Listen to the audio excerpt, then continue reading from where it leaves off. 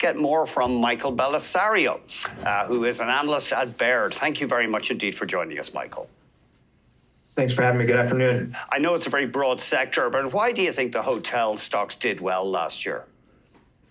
I think it's pretty simple. People are traveling, whether it's businesses, whether it's people going on vacation, and it's also big groups, conventions, and conferences. Basically, 2024, everything was back to normal, except some long-haul, cross-border international travel from Asia. But basically, everything is back to normal. People are employed, people have money, and people are spending on travel and experiences. I think it's that simple.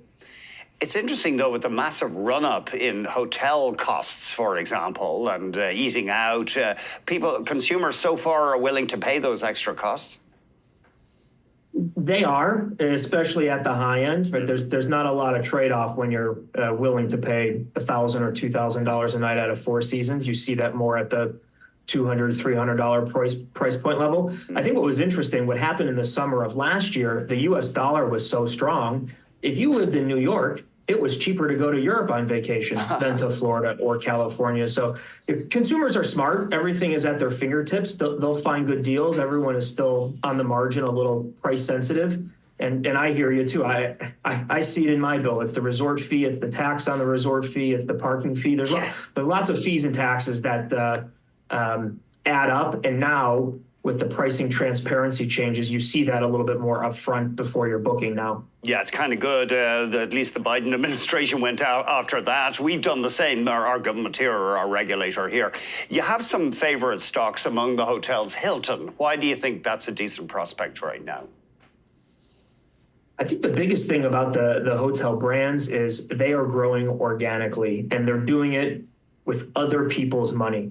Hilton is effectively licensing its brand, its systems, its loyalty program, and hotel owners around the world are putting shovels in the ground, building projects, and the system is growing about 6% a year.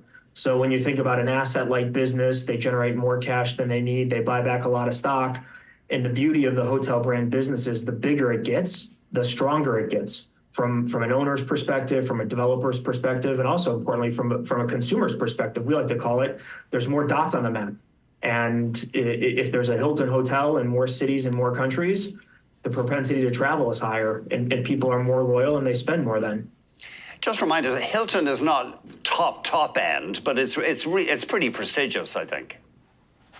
Yeah, it's a global brand. It's well known. I think it's better compared to Marriott, where Marriott's a little bit more higher end with more luxury. Sure. Hilton is much more Hampton Inn, Hilton Garden Inn, think select service hotels, and then the big Hilton brand. They have a low single-digit percentage rooms exposure to luxury, where Marriott is low double digits. So they have high-end hotels. They don't have as many. It's much more select service, a little bit more U.S. focused to Hilton, that is, compared to Marriott. Talk to us about Choice Hotels. Where do they fit in the spectrum? Are they up? Well, they're not that upmarket. Are they more in the middle? Yeah, Choice and Wyndham, the analysts and the investors would call them the lower end chain scales. Okay. A little in the economy segment, in the mid-scale segment, it's a lower price point. A lot of it too is a function of where their hotels are located.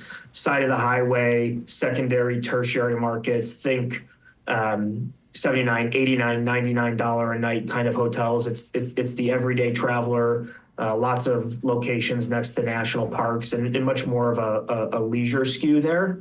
And for the stock, if you can look at the stock chart, RevPAR was weak for the lower end chain scales in 2023 and the first half of 24, in part because those were the hotels people traveled to during the pandemic, and they gave back a lot of those gains. And what you saw happen in the fall is we finally lapped some of those tough comparisons. There were a couple hurricanes that led to a little bit of a demand boost in some markets, and you saw RevPAR inflect positively, and that was greatly beneficial for Choice and Wyndham stock prices in the back half of the year. And Wyndham and Choice are two of your other buy recommendations. Yeah, our view there is these are really good businesses. They're not going to be as big or synergistic as a Marriott or Hilton, but they grow organically. Wyndham, for example, is going to grow units 4%. I mentioned Hilton will grow 6%. It's an asset-like business. It's primarily franchise. So again, they're selling their brand and IP and licensing their property, and they generate more cash than they need, and they're buying back stock. And it's there's nothing sexy about it. They just make money and they grow, and it's a little bit more of a slow and steady wins the race. But they're good businesses, and you can look at the long-term stock chart of Choice to see that. Wyndham is a relatively newer public company. It was split up in the middle of 2018, so the public track record as a standalone hotel company is a little shorter. But if you look at Choice, I always describe Choice as the little engine that could. Earnings go up, the stock price goes up, and it's not on a lot of people's radar.